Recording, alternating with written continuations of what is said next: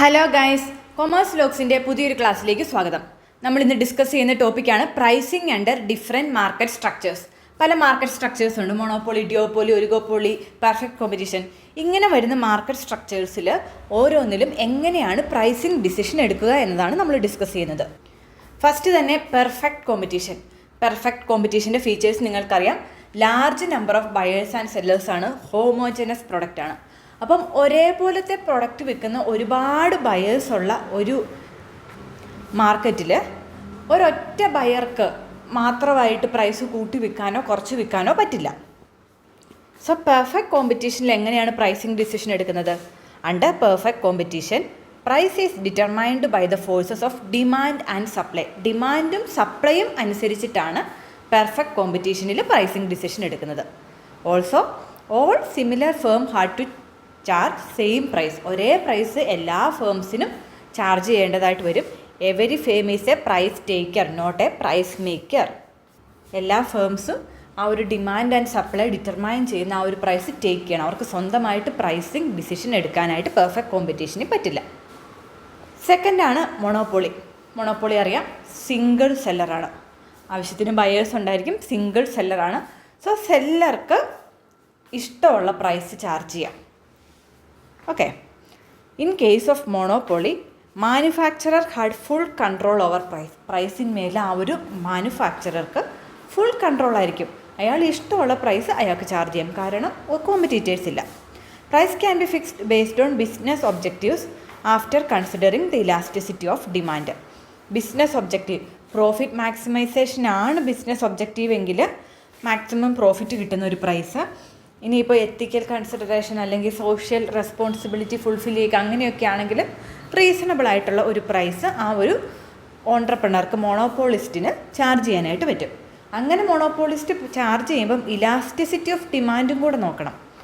എങ്ങനെയാണ് പ്രൈസ്, ഇപ്പം price 100 rupees ആണെങ്കിൽ എത്ര ആൾക്കാർ നമ്മുടെ സാധനം വാങ്ങും? പ്രൈസ് 200 കൂട്ടിയാൽ എത്ര ആൾക്കാർ സാധനം വാങ്ങും?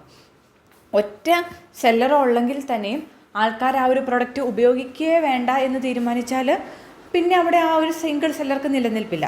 സോ ഇലാസ്റ്റിസിറ്റി ഓഫ് ഡിമാൻഡും കൂടെ കൺസിഡർ ചെയ്ത് മൊണോപോളിസ്റ്റിന് മാക്സിമം പ്രോഫിറ്റ് കിട്ടുന്ന രീതിയിൽ റീസണബിളായിട്ട് മോണോപോളിസ്റ്റിൻ്റെ ഇഷ്ടമനുസരിച്ചിട്ട് പ്രൈസ് ഫിക്സ് ചെയ്യാം.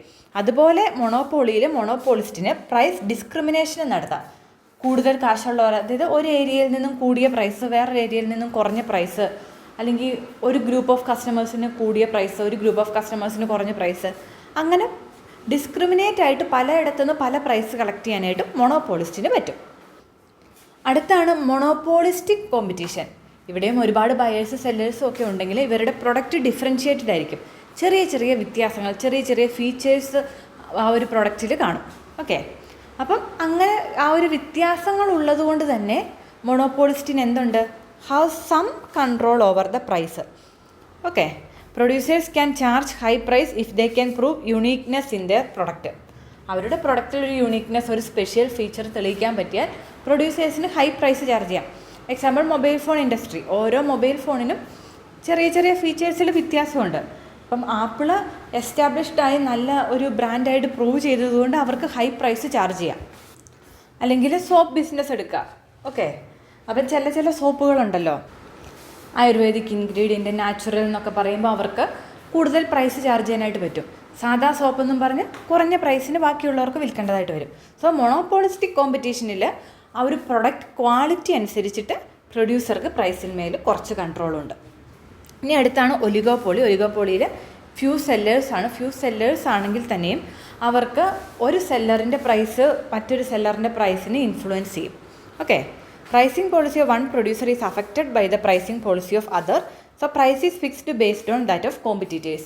ഒരു കോമ്പറ്റീറ്റർ പ്രൈസ് കുറച്ചാൽ വേറൊരു കോമ്പറ്റീറ്ററും കുറയ്ക്കും. ഫോർ എക്സാമ്പിൾ ജിയോ ഇതൊക്കെ വന്നപ്പോൾ network internet charges, Jio first free ആയിട്ട് ഡെലിവറി ചെയ്ത് വളരെ കുറഞ്ഞ ചാർജ് ഈടാക്കാൻ തുടങ്ങിയപ്പോൾ ബാക്കി എല്ലാ കമ്പനികളും ചാർജ് കുറച്ചു. സോ ഒലിഗോപോളിയാണ് മാർക്കറ്റ് സിറ്റുവേഷൻ എങ്കിൽ കോമ്പറ്റീറ്ററിൻ്റെ പ്രൈസിനെ അനുസരിച്ചിട്ടായിരിക്കും പ്രൈസ് ഫിക്സ് ചെയ്യുന്നത്. സോ ഇത്രയൊക്കെയാണ് പല മാർക്കറ്റ് കണ്ടീഷൻസിലെ പ്രൈസ് ഫിക്സേഷൻ. ഓരോ മാർക്കറ്റിലും പല രീതിയിലാണ് പ്രൈസ് ഫിക്സ് ചെയ്യുന്നത്. പെർഫെക്റ്റ് കോമ്പറ്റീഷനിലാണെങ്കിൽ ഡിമാൻഡ് സപ്ലൈ നോക്കി, മൊണോപ്പൊളി ആണെങ്കിൽ കോസ്റ്റും പ്രോഫിറ്റും ഒക്കെ നോക്കി മൊണോപോളിസ്റ്റിന് തീരുമാനിക്കാം. മൊണോപോളിസ്റ്റിക് ആണെങ്കിൽ കോസ്റ്റും പ്രോഫിറ്റും അതിൻ്റെ കൂടെ എക്സ്ട്രാ പ്രോഫിറ്റ് വേണമെങ്കിൽ കുറച്ച് ഫീച്ചറൊക്കെ ഉണ്ടെന്ന് കസ്റ്റമേഴ്സിനെ ബോധ്യപ്പെടുത്തിയാൽ മതി. ഒലിഗോപോളിയിലാണെങ്കിൽ കോമ്പറ്റീറ്റേഴ്സിൻ്റെ പ്രൈസിനെ ബേസ് ചെയ്തിട്ടാണ് പ്രൈസ് ഫിക്സ് ചെയ്യുന്നത്.